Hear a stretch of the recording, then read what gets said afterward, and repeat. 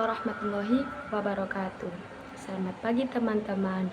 Sebelumnya, ada yang tahu nggak aku mau apa? Ya, betul sekali.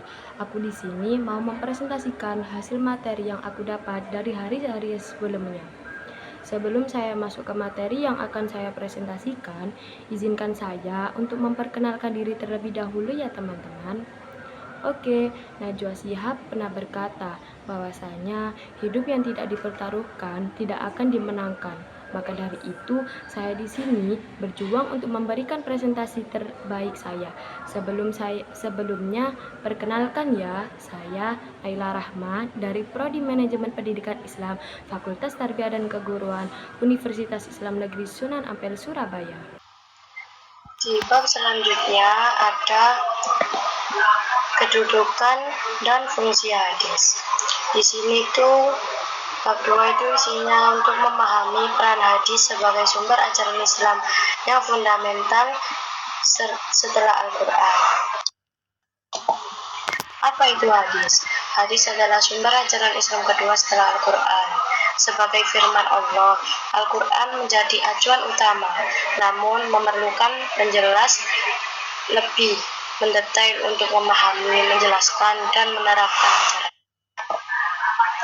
Di sini ada fungsi hadis. Fungsi hadis dari sumber hukum kedua. Seperti hadis menjadi sumber hukum Islam setelah Al-Quran. Terus ada penegasan hukum. Penegasan hukum itu menguatkan dan menegaskan hukum Al-Quran. Terus ada yang ketiga, dasar pembentukan, menjadi fondasi dalam pembentukan hukum Islam.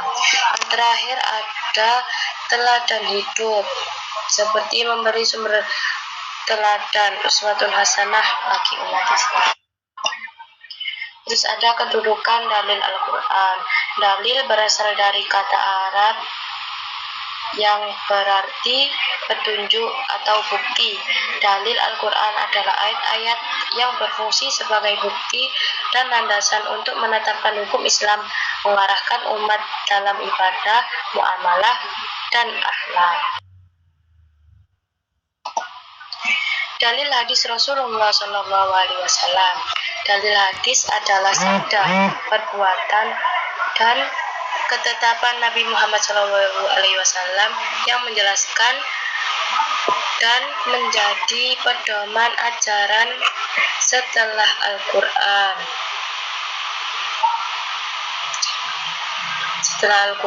Hadis juga mencakup sifat fisik dan akhlak Nabi sebagai warisan untuk memadu umat Islam.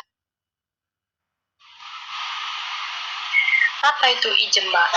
Ijma adalah kesepakatan ulama mujtahid umat Islam pada masa tertentu mengenai hukum syariat sebagai sumber hukum ketiga setelah Al-Quran dan hadis. Ijma diyakini diyakini sangat benar karena umat Islam tidak akan bersepakat dalam kesalahan.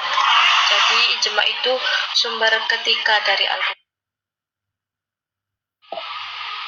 Terus argumentasi rasional.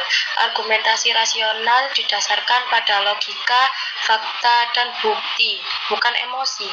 Tujuannya mempengaruhi orang lain dengan meyakinkan argumen yang masuk akal dan didukung data yang dapat dipertanggungjawabkan. Terus di sini ada ciri-ciri argumentasi rasional. Yang ke-1 berdasarkan logika, mengikuti prinsip logikal yang dapat diterima akal sehat.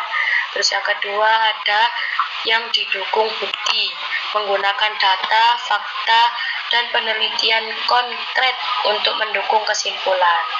Yang ketiga ada objektif dan analitis.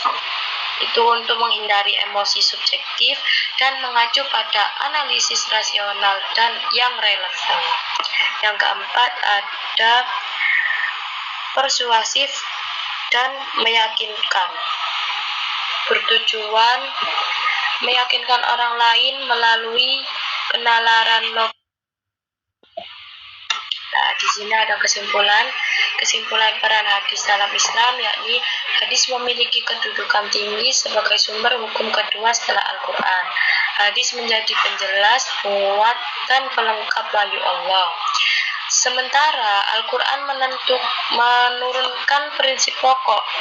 Hadis memberikan rincian penafsiran praktis dan contoh nyata penerapan ajaran Islam dalam kehidupan sehari-hari melalui ucapan, perbuatan, dan ketetapan Nabi Muhammad